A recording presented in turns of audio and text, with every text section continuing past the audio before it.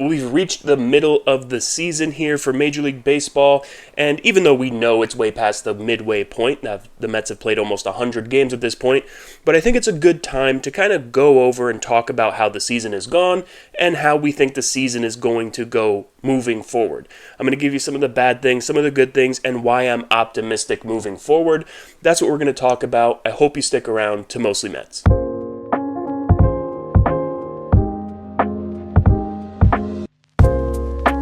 Welcome to Mostly Mets. I'm Jimmy Mack, and today what I want to do is really, like I said, go over how the season has gone so far and why I think I'm optimistic going forward.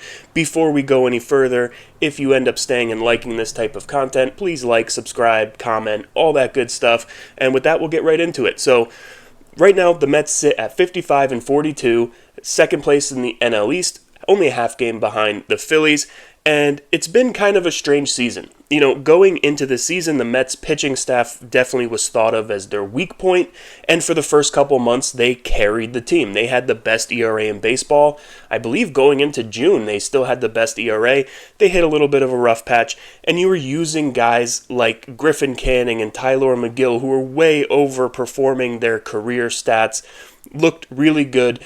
And then the injuries started to happen. We already didn't have Montas and Manaea going into the season, so we were relying on guys like Canning and Megill and even later on Blackburn and bullpen games and all this stuff. And then those guys started getting hurt. You had Canning go down with a torn Achilles. He's out for the season. That's a really bad injury, possibly career-threatening type of injury. You have Tylor Megill getting injured. He was struggling when he went out anyway. And then you started using guys you never heard of, like Hagenman and Waddell and all these guys that really had no place in the major leagues, but the Mets were so down on their pitching that these guys had to come up. And then, obviously, once you get down to your 9th, 10th, 11th, 12th starters, you're going to start to struggle. So the Mets pitching staff definitely struggled for a while. But the nice thing is that they're getting healthy. The Mets have used 35 pitchers this season, which is the most in baseball. Most teams are, in the teens or 20s with the amount of pitchers that they've used. But the Mets have just had tons of injuries. This is the year of injuries for the pitching staff. But right now, their full complement of pitchers who you thought were going to be a big part of this team are there, at least on the starting side, maybe not in the bullpen. But you look at Manaea, he's back. We saw him pitch yesterday, looked really good, 3 1/3 innings. He did give up the winning run in the 9th inning there, but overall looked really good. I think he had 7 strikeouts in 3 1/3 innings. He just looked really good in that game. Montas has been kind of up and down, but you like his stuff. And as a back end of the rotation kind of starter, what he gives you is fine. If he goes out there and pitches 5 innings and gives up 2 runs, that's all you can really expect out of a 4th or 5th starter. That's perfectly acceptable for a guy like that. And then every once in a while, he'll probably pitch a really good game and go 6 innings and give up 1 run or no runs. And then sometimes he's going to go out there and get bombed in the 2nd inning. That's what you expect out of a 4th or 5th starter. And that's what he is for this team. But you have Senga back now, who looked good in his first appearance. You're just getting healthier in the rotation. And, maybe Clay Holmes has taken a step back here. He can't really go more than 5 innings at this point. I don't know what they're going to do with him. It seems like he is breaking down. He's never pitched this amount of innings before. Maybe he goes back to the bullpen. I don't know what's going to happen there, but maybe this rest and break over the All-Star break will help him out. I'm hoping that's the case, but I don't have much confidence that he's going to really last the full season as a starter at this point. I think you might have to look into making him a reliever again.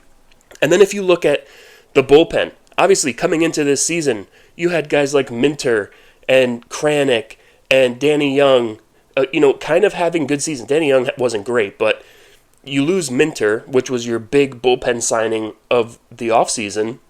That's a huge blow to the bullpen, and he was your main lefty. He wasn't only lefty, that's why you still had Danny Young there, because he was really supposed to be the setup man for Edwin Diaz, and him going down really hurt that bullpen. But you had big starts from guys like Brazaban and Garrett and Kranick, and all these guys were way overperforming what you thought they were going to do, and at some point, you knew that they were probably going to come back to earth a little bit. Now, Garrett's been better as of late. Brazaban's been better as of late. And Kranick, it looks like, is probably going to have Tommy John surgery, as well as Nunez having Tommy John surgery, Danny Young having Tommy John surgery. The bullpen has really been a mess, and there's really not too many guys in there that you trust right now. And I think that's kind of an issue, but what you do have is Brooks Raley close to returning to the big league roster. Obviously, he had Tommy John surgery. The Mets re-signed him. And then now he should be back anytime. If you look at what he's done in the minor league so far, I think he has 13 innings pitched, hasn't given up a run. 9 innings pitched, hasn't given up a run. He has 13 strikeouts. He's looked really good, but it's the minor leagues. You don't know how it's going to be when the guy comes up. But the Mets desperately need a good, solid lefty in that bullpen. And it's just, they haven't had that since Minter went down. And they've tried different guys, whether it's Genesis Cabrera, go down the line. But having a good, solid lefty in that bullpen is definitely going to help going forward. And hopefully after the All-Star break, not very long after the All-Star break, we will see Brooks Raley come up. Now, the one constant, or actually two real constants in this whole pitching staff all year have been David Peterson and Edwin Diaz. They're really the MVPs of this pitching staff. David Peterson goes out there every game, gives you length, he might not be the most dominant pitcher in the world, but he gives you good length almost every start.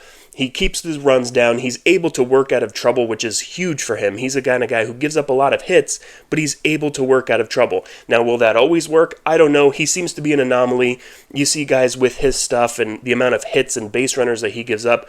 Generally, they don't end up being very good, but it's been, a year and a half now with David Peterson where he's looked like one of the best left-handed pitchers in baseball. There's blips on the road, and there's, little blips on the radar and bumps in the road for Peterson, but overall, he's been really solid. He's been their only solid starter consistently who hasn't been injured since middle of last year. So really happy for what David Peterson has given. I don't know where they'd be without David Peterson.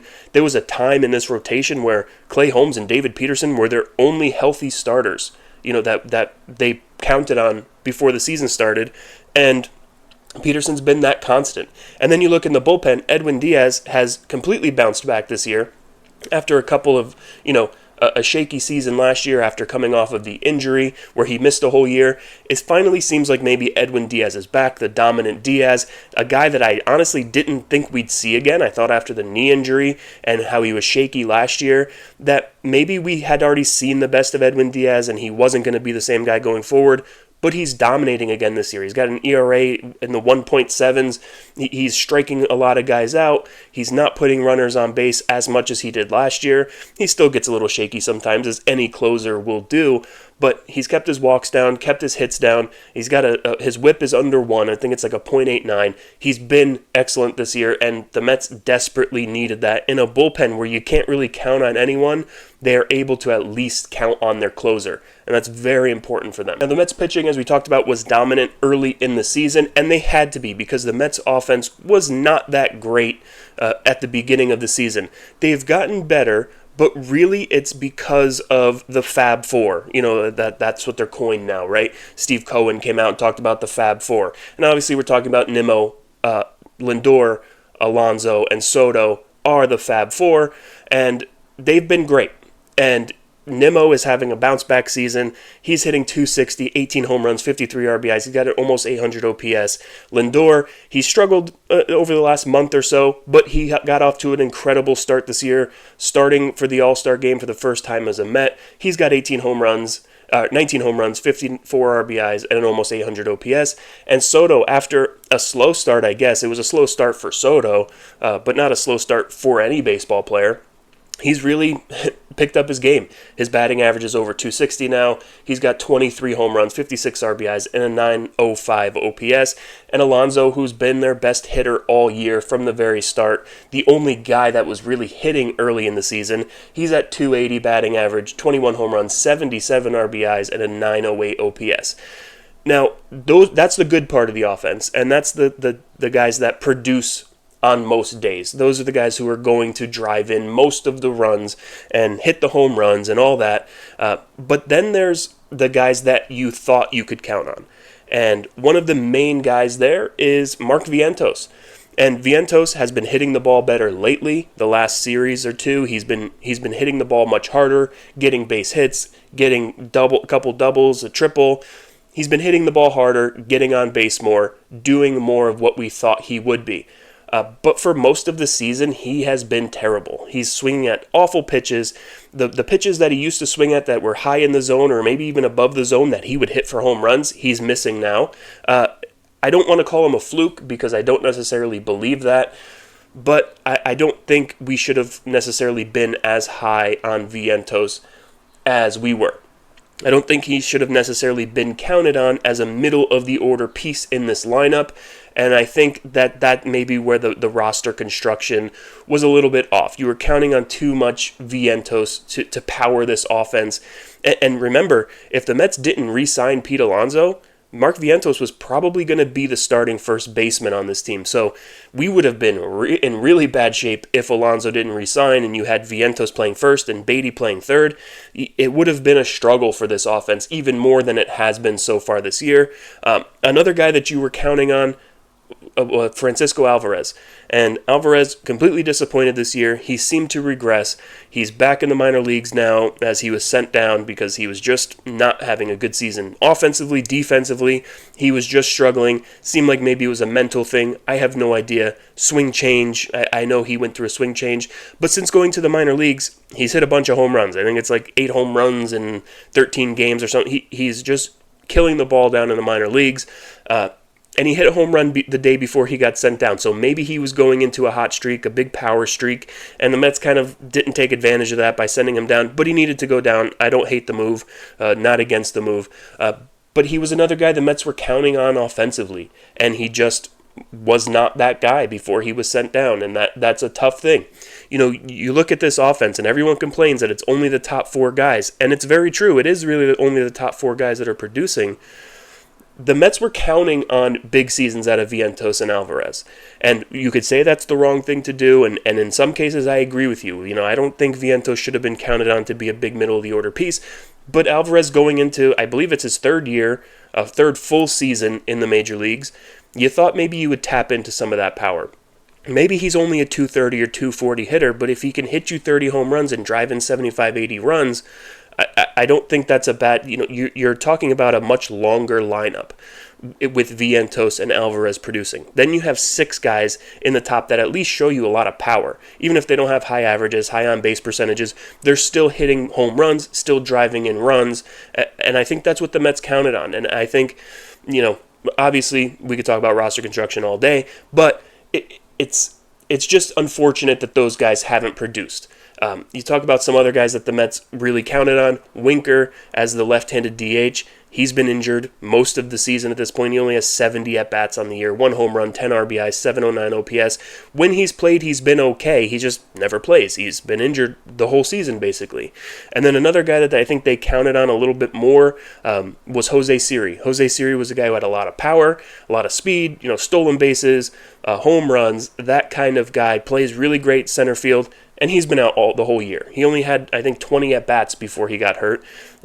He wasn't good before he got hurt, but he only had 20 at-bats. We didn't really see Jose Siri, and I don't know when we're going to see him. I know he was close to a rehab assignment, and then he had a setback and went, you know, back to no activity. So I have no idea what's going on with Siri. I don't know when he's coming back. But those are 4 guys that would really have lengthened this lineup a lot. You know, you're counting on Marte and Winker to be your DH combo there. Marte's been pretty good. He's got a 270 average. He doesn't have much power anymore, but he's still a decent hitter, you know, maybe a 6th or 7th hitter in your lineup. And then you have Winker, who just hasn't played, and that was a huge blow to them as well, not having Winker. He was a guy that was counted on as that left-handed DH, and then you're stuck with guys like Danny Young taking those at-bats, or even Brett Beatty taking those at-bats, and that wasn't the plan for our DH this year. So a lot of things just haven't gone right in that lineup. It's not, I don't think it's lack of trying. I don't think it's bad construction necessarily. I just think that the guys that they were counting on to have big seasons just haven't. They've either been hurt or they've underperformed. And that's going to kill any team. The guys who you're counting on don't perform, your offense is going to struggle. That's just the way it is. Now, if you talk about the bottom of the order, they've just been terrible. Whether you're talking about Torrens, who started off the season really good. You know, there was I was one of the people who was calling for him to have more playing time than Francisco Alvarez. But he's shown that when he's the starting catcher, he gets exposed. He's not as good. He's better as a backup, maybe playing once or twice a week rather than 5 or 6 times a week.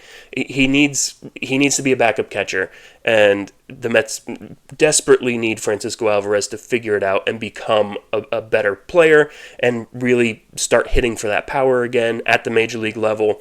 And Torrens, I can't really put any blame on Torrens. He's not the guy that's supposed to be the starter. He's not supposed to be a starting caliber player. He was a backup catcher who got thrown into a starting role, and he's just clearly not really made for that. And then you talk about Tyrone Taylor, another guy, supposed to be a fourth outfielder. As a fourth outfielder, Tyrone Taylor's great, plays great defense, has gotten big hits in the past. He's a guy you can go to off the bench. But he's not a starting player, and that's what he's showing here. He's having a bad year, 215 batting average, 580 OPS. He's not a starting player, and I think that's what we have to remember. It wasn't the plan. It was a plan for him maybe to be a platoon kind of player or play half the time, but not as an everyday player, and you could see that he has deficiencies in his game, just like any other fourth outfielder would. And then you talk about some of the kids that we didn't mention already, whether it's Beatty, Mauricio, or Acuna.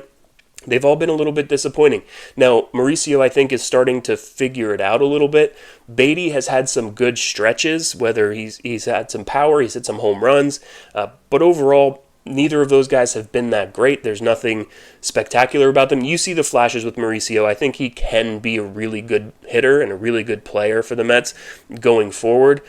Beatty, I think at this point, he kind of is what he is. He's a streaky guy who maybe has some power, can hit some home runs, will get a big hit occasionally here and there, but he's just kind of a bench piece, a fringe starter in Major League Baseball. I think that's what he is at this point. He's fine to have on a team, but if you have to play him every day, it's an issue. You don't necessarily want him out there as an everyday player. And Acuna has been a big disappointment. Obviously, he provides something, or we thought he was going to provide something that the Mets didn't have a lot of, which is speed, athleticism, really good defense. But he just hasn't hit enough to continue getting at bats. He just hasn't. And I don't know if he needs more minor league time. He obviously hits in the minor leagues this year. He was really good down there, got the call back up, and since he's come up, he hasn't gotten a lot of playing time, and even when he does, he's just not hitting the ball. He doesn't hit enough to justify playing him when you have an offense that you need to get something out of. If Alvarez was hitting and Vientos was hitting, and you had a 6 or 7 deep lineup that was, really killing the ball, then you can justify putting Acuna at second base every day and just letting him play great defense, maybe steal some bases, give you some athleticism out there. But at this point, you can't, because you need to get more offense. So McNeil needs to play second base. Mauricio needs to play second base because they can hit a little bit better than Acuna, and I think that's where he really struggles here. At this point, he's a bench pinch runner, maybe a late defensive replacement, but that's really all he is at this point for this team, and I think we all had higher expectations. So if you look at that bottom of the order, it just hasn't produced, and it has everything to do with the fact that we're playing guys who never were supposed to be starters, and I think we need to fix that going into, the trade deadline and all that kind of stuff, going into the second half here. Those are all things we have to think about, or we have to get Vientos and Alvarez going, but that's a big if. We don't know if that's going to happen.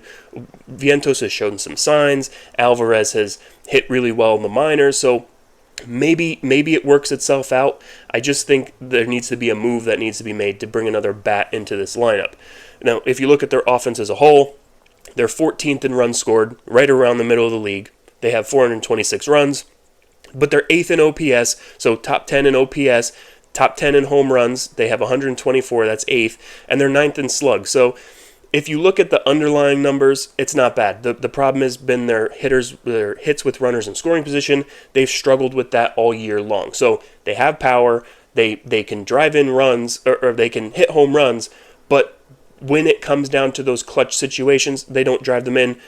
Soto's been a big problem with that. Even Lindor, the whole bottom of the order, everyone has struggled in those situations, other than Pete Alonso. Pete Alonso is the only guy apparently immune to this issue that the Mets have with runners in scoring position, but that's really the issue. Once you get past the top 4, it's all easy out. So even if Alonso or Soto or Lindor get on base, who's driving them in? Right, your number 5 hitter is pretty important, and if it's Mark Vientos and he's hitting 220 with 6 home runs and 20 RBIs, you have an issue there. It can't only come from the top 4 guys. Other guys have to produce as well, and they just haven't all year. But I think going forward, hopefully we're seeing some good signs, especially out of Vientos. McNeil's been pretty solid all year long.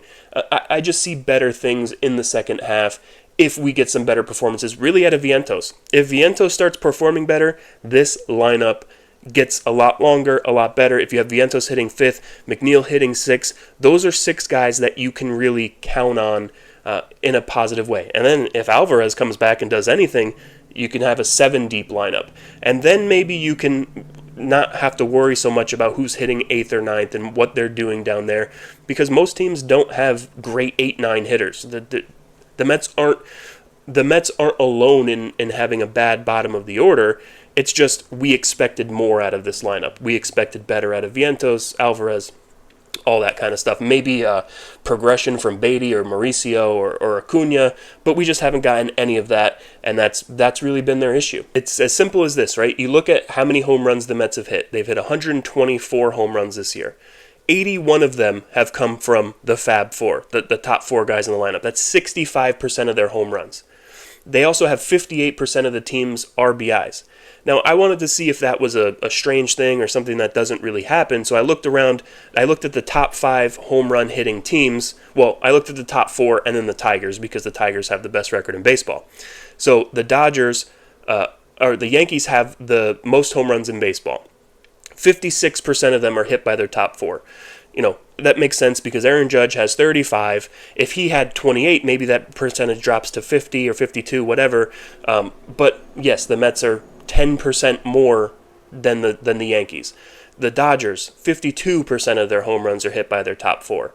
And that doesn't include Mookie Betts because he's not in their top 4 right now. Cubs, 60%. So the Cubs are kind of close to the Mets in that respect. The D-backs, 59%. The Tigers, who have the best record in baseball, are 57%. So, yes, the top 4 home run hitters in your lineup are going to hit your most home runs. That's just the way it works. But the Mets aren't getting any. Only 35% of their home runs are hit 5 through 9 in their order.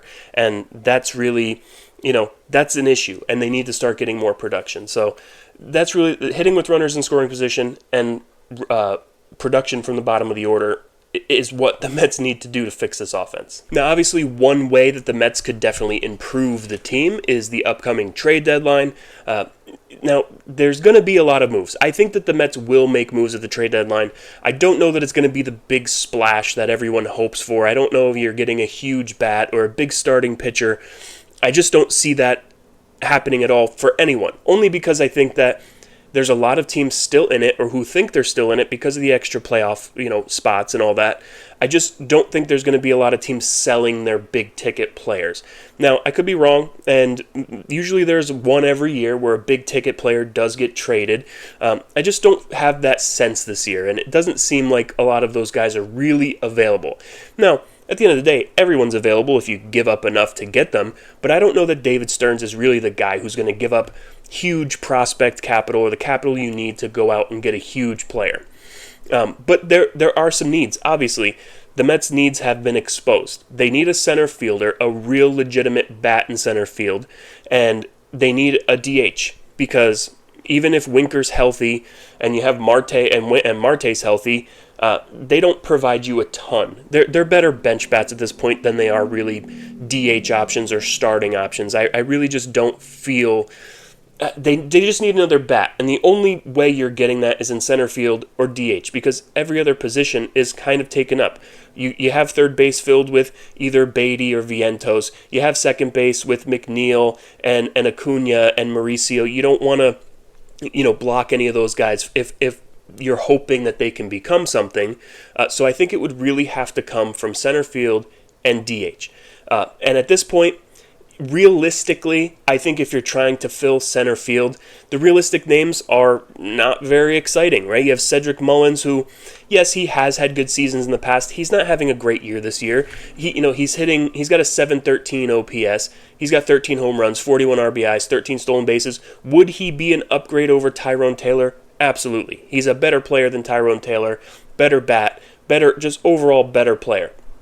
But it's not an exciting name. It's not a name that is that much better than Tyrone Taylor. He's better. I don't know how much it really elevates the lineup, considering what you might have to give up to get a guy like Mullins. You might have to give up some pretty good prospects for a guy like that. I'm not a prospect hugger. I'm perfectly willing to trade prospects, but for a guy like that, would you trade your top guys? Would you trade Jet Williams? Would you trade, Sproat or McLean or Tong? No. And I don't think that would necessarily be the ask for Mullins. Or it would be the ask, but I don't think it would be the deal that gets you Mullins. I think you give up less, considering he's a rental. He's on the last year of his deal. He's not going to get you that much prospect capital back. But I just don't see a huge upgrade there with Mullins. It's not a sexy name, but I think it's a realistic name. I think it's one that the Mets could possibly get. Another guy who I would not be excited for, who's talked about a lot as a trade candidate, and that's Harrison Bader. Obviously, he was with the Mets last year, and he lost playing time towards the end of the year.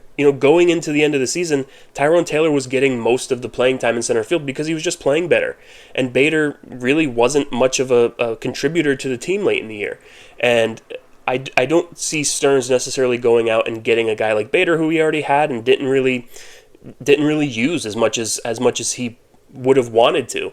Bader's having a good year. He's got a 767 OPS, 11 home runs, 34 RBIs. We all know he plays a great center field. Would he be an upgrade? Yeah, but would he really be that much of an upgrade if he lost playing time to the guy that we currently have playing there now? I just don't see a huge upgrade with Harrison Bader. He's just a ho-hum. I wouldn't get excited. If they got him, okay, great, but it wouldn't be a move that excited me. Now, if you want to swing for the fences and get a legitimate bat in this lineup and a great player, this is one that I don't think is probably going to happen. I don't see a world where it does happen, but you never know. He's being talked about, and that's Byron Buxton. Byron Buxton is one of the premier players in baseball. He's a guy who's signed for a couple more years. He only makes $15 million a year, and his issue has always been health. And this year he's healthy, and he's having a great year. He's got a 925 OPS, 21 home runs, 56 RBI, 17 stolen bases. He's got speed, power, plays great defense, and the only issue has always been health. Now, the thing is, he has a no-trade clause, and he's been with Minnesota a long time. He's got a full no-trade clause, and there's talk that he probably wouldn't waive that he doesn't want to be traded. Now, if the Twins maybe make him understand that they're not going to be winning, or now you have Correa out, I believe, and maybe he accepts that. But it just seems like a long shot at this point, and a guy that you'd probably have to give up a lot of prospect capital for. He's a guy that I would give up a lot of prospect capital for because, like I said, he's signed for a couple more years at only $15 million a year. You're getting a great deal with Byron Buxton. But you do worry about the injury history. Maybe that plays into it a little bit. But he's a huge bat. And if you can have Byron Buxton in your lineup hitting fifth, it just makes your lineup that much better. If you get Byron Buxton in this lineup, it completely changes the prospect of this team going forward. It really makes them a World Series candidate if you go out and get Byron Buxton, a team that's already good in the Mets, a team that already has deep playoff run, maybe even World Series in their view, right? It makes them a legitimate threat if you go out and get a Byron Buxton. It just does. With their pitching staff fully healthy now, well, at least they're starting pitching, and you add Byron Buxton, it's a game changer. It's the biggest move of this this season. No doubt nobody's going to make a bigger one. It's just a matter of if he's available and if he would waive his no-trade clause to come to the Mets. That's a big if. I don't know if it can happen. But that's the big swing that you kind of go for if you're really looking to go all in. Now, if you look at some DH options, it's not as exciting. You have a guy like Ryan O'Hearn from the Orioles. He'd be a rental. He's got an 840 OPS this year. A guy who has 11 home runs. He's a good hitter. He would definitely add to this lineup. I think he would be a good option there as a DH, a guy you probably don't have to give up very much to get because he's a rental. He's in the last year of his deal. Josh Naylor, another guy from the Diamondbacks, he's got an 817 OPS. He's got 58 RBIs this year. He's just a good hitter as a DH, even though he plays first base, but he could DH as well. A guy like that could definitely lengthen the lineup and make it better. And the big swing, if you're really looking for a DH, and I don't think he'd be a DH on this team, I think he'd play third base, and you'd probably have Vientos DH most of the time, is Suarez. Eugenio Suarez with the Diamondbacks. He's having a big year. He's got 31 home runs, 78 RBIs, 889 OPS. This would be the big swing at DH, and it's not a DH. It would move Vientos to DH, but that would be another big swing that would make this lineup better. I'm not a huge fan of Suarez. He's not... He's a kind of a big-time power hitter. He plays good defense. I don't know how well he does in clutch situations. He was never a player I was scared of. If you're facing them, he's not a player that you necessarily fear at the plate. But his numbers back it up. He's a really good power hitter, plays good defense, and he would definitely improve this Mets lineup. It just depends on how much you would have to give up to get a guy like that. I think he's probably more of a fit on the Yankees. I think they're probably going to be all out for him, and there'll be some other teams in on him as well. You're going to have to give up a lot. And I just don't see the Mets necessarily making that move. I really think offensively, if they go out and get a bat, it's going to be not one that people are excited about. And I know that people don't like to hear that, and nobody wants to hear that we're not going to get an exciting name at the trade deadline. I just think that's how Stearns is going to operate. I don't think he wants to necessarily disrupt the chemistry of this team and mess with it too much going forward. And I don't think he likes to give up a lot of prospects. I think he likes to hold on to his prospects and hope that they develop into something. I might not like that, you may not like that, but I think that's kind of his philosophy and the Mets team philosophy as of right now. So we'll see what happens. I would love a Buxton trade. That would be my dream scenario. Get Byron Buxton. It fills the center field need and the extra bat need. But I think we're probably going to end up with more of something like Cedric Mullins or Harrison Bader, if anything at all. Now, if you look at the pitching side, relief pitching is something that the Mets desperately need right now. Obviously, with Garrett and Brazoban and Stanek all regressing, and really there's nobody else other than Edwin Diaz and those three guys that I mentioned who you have any faith in whatsoever until Brooks Raley comes back. But right now, the Mets bullpen is not very good. They need an eighth inning guy. They need a guy to set up Edwin Diaz. Right now, there's really nobody that fits that bill in that bullpen. There are some guys that should be available for trade. Maybe some not exciting guys like a Kyle Finnegan from Washington. He's got a 3.12 ERA this year, 1.18 WHIP in 34 innings. Not an exciting guy. He wouldn't really be a setup option. He's not that kind of pitcher. I know he has closed some games in Washington, but he's just not he's not an exciting name, but he's a solid guy. You can definitely have him in your bullpen and be a 6th or 7th or maybe 8th inning pitcher. Not someone who's going to excite you, but someone who's a solid piece. You also look at David Bednar from Pittsburgh. I know that there's a lot of talk he wants to stay in Pittsburgh. Lost the closer's role, got it back, started off the season rough. I think he had a pretty bad season last year, but overall he's having a good year this year. He's got a 2.5 ERA, 1.13 WHIP. He's 13 for 13 in save opportunities. That's the type of guy that you can get probably for not that much. You're not going to give up too much of a prospect capital for a David Bednar, but he could be a setup guy. He can be the 8th inning guy, the bridge to Edwin Diaz, the real solid back end of the the bullpen kind of guy. Another guy there, Dennis Santana, also in Pittsburgh. He's got a 1.5 ERA this year, and he's got a .82 WHIP in 40 innings. And these are also guys that are signed through next year. Those two guys are arbitration eligible next year, so they're not just a rental. You have them this year and next year, and those are the kind of deals that I think Stearns likes a little bit better than going out and giving up a lot for a rental like Kyle Finnegan. He wants a little bit of extra control, and he'll have that with one of those two guys. So I think those are realistic relief pitcher trade targets. And you could talk about Aroldis Chapman with the Red Sox, but the Red Sox are playing well now. They've won 10 games in a row. They're playing really well. So why would they be sellers at this point? And Aroldis Chapman's not really a guy I'd want on this team anyway. Not a great guy. I'd kind of stay away from Aroldis Chapman. And then you look at the starters, which I don't think the Mets are really going to go out there and get an impact starting pitcher. I don't think they necessarily think they need one right now, and I don't know that there's one really available. I think if you're going to get a starting pitcher, realistically, it's going to be a guy like Sandy Alcantara, who is having a terrible year coming off of the Tommy John surgery. Maybe the Mets think that he's a guy they can fix. I don't know, but it's not a name. It was a name that early in the season I was excited for becoming available, and maybe the Mets making a deal for him, but it looks like he might be cooked. He's got an ERA over 7, and he signed through 2027, but he signed for like $20 million a year, and if you have a guy that's basically cooked, I don't think that anyone's going to really make a deal for him. I think the Marlins are going to have to wait till the offseason, see what they can get for him. I just don't think you're going to have a contender trying to pick up a guy and fix him mid-season like Sandy Alcantara with a 7 ERA. It just doesn't seem like a winning move. It doesn't seem like a move you make unless you're giving up absolutely nothing for him and maybe the Marlins are eating some money. I just don't think it's a deal that good teams will make. And then you look at guys like Seth Lugo. We know Seth Lugo, former Met.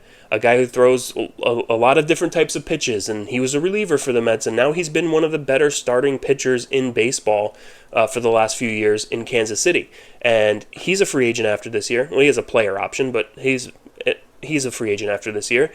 He's got a 2.67 ERA, 1.08 whip, 101 pitches, 101 innings pitched. So he's a real solid pitcher. He'd be a middle-of-the-rotation kind of guy on the Mets, maybe even a top-of-the-rotation kind of guy. He's a guy who would start playoff games for you if you go out there and get a guy like him. Not a guy who's going to excite you. We've all seen him here before. Not a dominant guy, just he knows how to pitch, and he gets outs. And then you have Mitch Keller for Pittsburgh. That was one that was brought up last week or the last 2 weeks. Another guy that maybe you're not super excited about, but he's got a 3.5 ERA, 1.14 whip, 119 innings pitched, and he signed through 2028. He makes a lot of money, though. I think he's around $17-18 million a year for the next few years. Do you believe in him enough to make a deal? Maybe you don't give up as much because you're taking on that whole salary. I don't know, but another guy that maybe you're not super excited about, but would be a middle-of-the-rotation kind of piece on this team, make playoff starts. Those are kind of the names that I think we should be thinking about as Mets fans, because I don't think there's a big splash to be made. Now, you talk about maybe some bigger splashes. Edward Cabrera, he's got a 3.6 ERA, 1.26 whip. He's a guy who may be coming into his own, and maybe the Mets see him as a not a project, because he does seem to have figured it out this year, but this is a guy who's basically a 4.5 ERA pitcher for his career. He's overperforming this year, and he signed through 2028, and he's only 27, so maybe the Mets think that this is a guy that, yes, he'll be good for them this year, and they can fix him and make him even better going forward. Maybe he's a late bloomer. I don't know. But he's one that kind of excites me a little bit, because I think that the talent is there, and if you're able to tweak a few things, he can be a really good pitcher for you, not just this year, but going forward as well. And the other one is Zach Gallen. And I think it was Jeff Passan. He put out an article and said that Zach Gallen would be the best fit for the Mets. Now, Gallen has struggled this year. He's got a 5.4 ERA. He just hasn't been Zach Gallen so far this year. Will that continue? I don't know. But he is intriguing because he has great stuff and he's been so good in the past. And getting a guy like him, I think, could elevate the rotation. You have a potential ace if he can figure it out and perform up to his standards. But will you give up a lot to get him? I don't know. He's also a rental. He's a free agent after this year. So I just don't think you give up very much. And I think the Diamondbacks, to give up Gallen, they're going to ask for probably more than he's worth at this point. So I don't see that really happening unless the prospect return is just not as big as I would expect. And then I could definitely see the Mets making a deal. It seems like Gallen is someone that the Mets have kind of coveted the last couple of years. There's always talk about Gallen with the Mets. I don't know why. I don't know what that is, but there's always that thing. Whenever pitchers are brought up, Mets are waiting for Gallen. They want Gallen. I don't know if that's true, but it always seems to have some buzz around it. So I think Gallen is a possibility here, but it's more likely a Mitch Keller or a Seth Lugo or maybe a Sandy Alcantara if the Mets think that he's an easy fix. The truth is, I don't know anything. These could all be, it could be completely different players that the Mets are going after. We're not in the Mets front office. They don't leak things. We don't know who they're coveting in this, trade deadline. But these are kind of some examples of some guys that I think the Mets could possibly go after. Now I want to tell you why I'm optimistic about this team going forward. We call it the second half. Not really the second half. We know that. But the second half of the season, I'm optimistic because the Mets, for the first time this year, have their full complement of starting pitchers that they thought were going to be their starting pitchers going into the season. Manaea looked really good in his first appearance back out of the bullpen, 3 1/3 innings pitched, looked excellent. He looked like Sean Manaea that we saw last year after changing his arm angle, and I have no reason to believe that he won't still be that pitcher this season. Montas, I know a lot of people are down on Montas. They haven't liked the way he's looked so far. But personally, I've liked the way he's looked. I've liked the way he looked other than that one start. I forget who was even against. Pittsburgh. I think when he pitched against Pittsburgh, he really struggled in that start, and it kind of turned a lot of people off to him. But if you look at his stuff, yes, he's given up some home runs and but it's always been on like one mistake pitch or 2 mistake pitches. It's not like he's getting hit hard. He has good stuff. He still throws high 90s. He's a perfect back end of the rotation kind of guy. And that's all he was ever supposed to really be. I know people got turned off by the $34 million contract. $17 million a year is not a lot for a back end of the rotation starter. It's just not. That's what they make. Look at Walker Buehler. Walker Buehler, who Mets fans were clamoring for before the season. They wanted Buehler over Montas, and Walker Buehler's been terrible. And I think he got $19 million a year. So they're the same level of pitcher at this point. Mets chose Montas. I think they chose the better deal, even though he was injured most of the year. If he could stay healthy the rest of the year, I think you're going to see a really good fourth or fifth starter in Montas. Also, Senga being back and healthy, you can never count on him to stay that way, but as of right now, he's healthy, looking good. He pitched well in his first appearance back. I know he only went 4 innings, but that's all he was going to go anyway. He's going to work his way back up, his pitch count back up, and they're probably going to, try to limit his pitching to keep him healthy going forward. This is something you're always going to have to deal with Senga. He's a guy who gets injured a lot, made of glass, but when he pitches, he's great.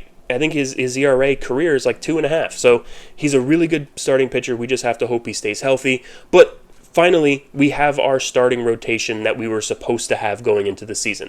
Everyone is healthy and ready to go for the second half. Also, Brooks Raley coming back in the bullpen is going to be a huge boost. They've needed a lefty ever since Minter went down, and they'll finally have one when Raley comes back. He's not as good as Minter, but he's still a very solid left-hander in the bullpen. He's a late-inning left-hander. He can come in the 8th to get Bryce Harper out. He's that kind of guy. He's the kind of guy you need in there as a lefty in your bullpen, and a late-inning guy. Also, Ronnie Mauricio, to me, looks like he's starting to figure it out at the major league level. He's a guy who's always struggled once he came up to the majors. I know it's only his second time really up at this point, but he's never going to be a high average guy. He's never going to be a high on base percentage guy, but he brings power and speed that the Mets desperately need in the lineup. And I don't care if he hits 220, but if he hits 15, 20 home runs, for the season, then I'm perfectly fine with that. I don't need him to be a high average guy, just need him to provide a spark. You could see on the bases he's electric, he takes the extra base, he makes some really dumb decisions sometimes, but at the end of the day, he's the kind of guy that you could see that raw power and athleticism that makes a great player. And I hope that's going to continue into the second half. But to me, it looks like he's really coming into his own here. Mark Vientos obviously hitting the ball hard now. He's 7 for his last 15 with a triple, 2 doubles, 3 RBIs. He's finally starting to maybe come out of it. And it's been a season-long thing. And I know Mendoza, they were talking about it on the broadcast the other day, about how Mendoza this whole time, the last few weeks, he's been saying, just wait. Vientos is going to come out of it. He's putting together better at-bats. He's putting together better swings. He's going to come out of it. I have faith that he's going to come out of it. Now, you always expect a manager to say that about their players, but when Mendoza says stuff like that, I tend to believe it, and I would trust that a manager kind of knows their players. He doesn't seem concerned about Vientos. He knows he's going to come out of it, and he's kind of proven that over the last few games. He's hitting the ball hard, even on the outs. Even on the outs he's making, he's hammering the ball 110 miles an hour. It looks like he's coming out of it, and if you can have a big second half from Vientos, the offensive problems are kind of fixed without making any trades. But in terms of trades, another reason I'm confident, I think they will add at the deadline. Like I said, it's not going to be the sexy guys that we're hoping for, at least I don't think so, but they're going to add some relievers. They're going to maybe add another center field bat. I don't think it's going to be Byron Buxton, unfortunately. I don't think it's going to be, Zach Gallen even. I think it's going to be those lower end guys that end up paying dividends. And those are the kind of players that can really you just need to extend your bullpen. You don't necessarily have to have an eighth inning guy, though that would be great to have, like a David Bednar to really lock down the eighth inning. If you get a couple of guys who could just lengthen out your bullpen a little bit, give you some real solid innings that you feel comfortable going to in the sixth inning with a guy on second base in a one-run game. I don't need them to be dominant. I don't need them to be the best relief pitchers in the world. I don't need it to be a Aroldis Chapman who can be dominant and throws 100 miles an hour. It just needs to be a guy that can get you some outs, and you feel confident that he will. And I think that's kind of the thing that the Mets are going to do. I think it could be a guy like Harrison Bader in center field, and it could be, some lower-end relievers that we're not even necessarily talking about right now. Some guys that they just kind of find, or maybe a Finnegan from Washington. I think those are the kind of deals that they make, but really they have a core there that can do the job. They just need a little bit extra at this point.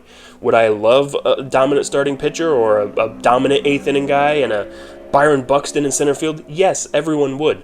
But this also isn't MLB The Show, and the other teams have to be willing to trade you those pieces as well, and I just don't know that there's a lot of teams motivated to do that at this point. Also, having Alvarez coming back soon, I think he's shown a lot of power in AAA. I'm not going to go crazy about his AAA numbers because all of our elite prospects or all of our top guys always perform extremely well in AAA and then come up and don't do anything, so we'll have to see. But I tend to not want to give up on Alvarez yet. Obviously, the talent is still there. This is the same guy that was a top prospect in baseball and hit 25 home runs as a rookie. I don't think, I'm not ready to give up. And if he can continue his AAA success into the major leagues, we're talking about a much better, deeper lineup. And I think that will definitely help. And the main reason I'm still very optimistic about this team in the second half is that even with all these injuries that we talked about, all their starting pitchers' injuries, Alvarez being down, and Vientos really struggling, and Winker being hurt, and all this, they're still 55-42. They're still 13 games over 500 and only a half game out of first place. So with all of that stuff that they've had to deal with all season long, they're still right there. They're still in a playoff position. They're still have like a 70% chance of making the playoffs, even with all that. So I'm very optimistic about this team. I love the way that the organization is going. I know a lot of people aren't happy with David Stearns, and he should have built better this and blah, blah, blah. Well, if you're trying to use your 11th, 12th, 13th starting pitcher of the year, yeah, you're probably going to struggle. You're not going to build 13 starting pitchers into your organization. It's just not.